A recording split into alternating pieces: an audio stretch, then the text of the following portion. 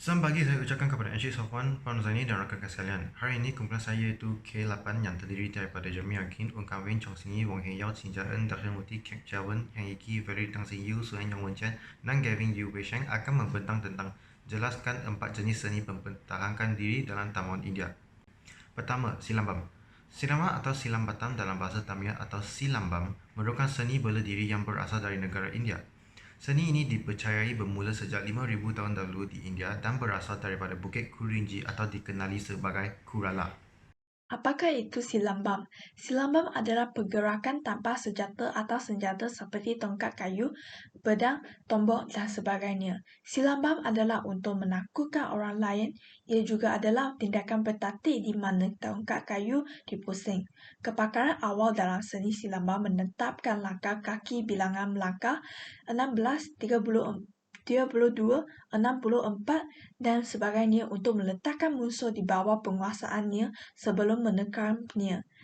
Kepakaran berikut adalah kemahiran-kemahiran membongkok, lincah, pakat dan membelasah dengan bertindak tanpa menggerakkan badan dan menggerakkan badan pada 4 situasi, iaitu kepala, bahu, pinggang dan kaki.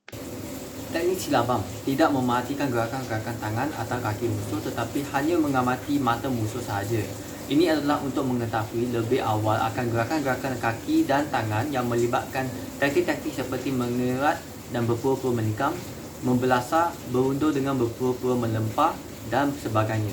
Seorang yang mahir dalam seni silabam boleh mengalahkan berpuluh orang dengan menggunakan tongkat dengan menggunakan teknik-teknik seperti langkah kera, langkah ular, pengamatan singa, lompat katak, sambak helang dan sebagainya. Selain itu, terdapat ahli silambang yang dapat melompat ke atas, berdiri di atas pokok dan melompat melawati tombak dengan menggunakan tongkat. Digunakan adalah bulu keras atau rotan yang tidak terbelah atau terguris dan berlilitan kira-kira 3 cm supaya mengamati luas, berat, kelasakan dan kelenturan. Kayu yang telah siap ini akan dikerat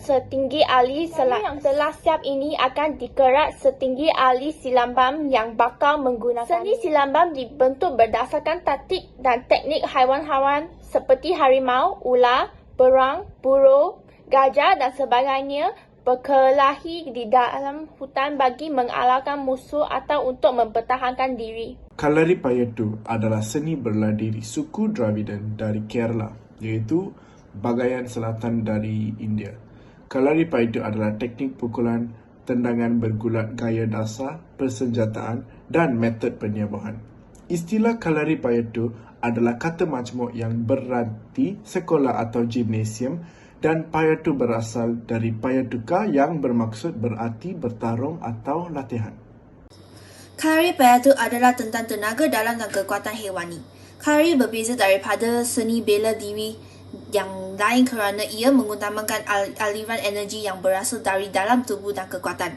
Kalaripayattu merupakan tiran dari gerakan haiwan liar seperti singa, harimau, gajah, ular, buaya dan babi hutan yang dikenal untuk memiliki kekuatan unggul.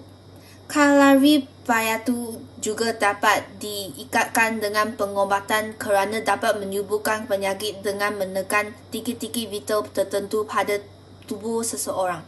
Hasil ini dapat dilakukan dengan tangan ataupun alat seperti tongkat dengan mengencangkan sistem saraf, pembuluh darah, otot, organ tubuh dan persendian. Wama Kalai berasaskan ayat-ayat Sanskrit Veda iaitu Wama Andi atau Mama Andi yang bermaksud rahsia pulakan saraf atau tenganan saraf.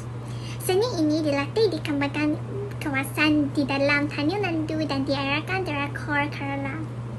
Wama Kalai ialah teknik tangan tanpa senjata iaitu teknik memperatakan diri dengan menggunakan seni pulakan yang sama tara seperti latihan tali pinggang hitam. Wama Kala dapat dijadikan serangan terperinci pada manusia seperti tulang, saluran darah, saluran limfa, sendi orang, saluran nadi dan otak-otak. Perubatan menggunakan Wama Kalai. Wama Adi mengandungi 108 mamas titik saraf mamas, 12 padu mamas titik saraf maut, dan 96 todu mamas titik saraf sentuhan. Anti serangan titik saraf melalui penyembahan mamas boleh digunakan untuk rawatan. Ia adalah salah satu seni pukulan tekanan, susut jarum dan tiupan menggunakan herba pada bahagian badan yang sukar disentuh, seperti dalam telinga atau hidung, untuk perubatan pada badan manusia seperti di saluran nadi, saluran darah, saluran limpa, otot-otot, sendi, organ dan tulang. Malayuda. Seni Malayuda mencuit awal tahun 3000 SM di negara India. Malayuda klasik mempunyai 4 gajah pertempuran iaitu: pertama, Jambuwanti, mengunci dan memasak musuh menyerah. Kedua, Hanimati, penumpuan pada keunggulan teknikal. Ketiga, Jarasanhi, amalan mematahkan anggota badan dan sendi. 4. Himasini, memanipulasikan berat badan semasa berlawan. Dalam bahasa Sanskrit, Malayuda membawa maksud kepada pertempuran gusti. Istilah ini menunjukkan pertemuan pugilistik tunggal atau pertarungan hadiah daripada gayanya atau sekolah gusti.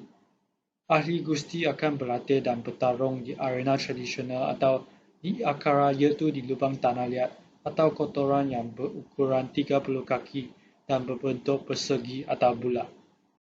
Konsep latihan ahli gusti tamadun India dahulu adalah seperti Vyayam, latihan fizikal seperti memanjat tali, menarik kayu, berlari dan berenang. Rangasrama, teknik yang dipakai seperti pengangguhan, penyerahan dan penghapusan.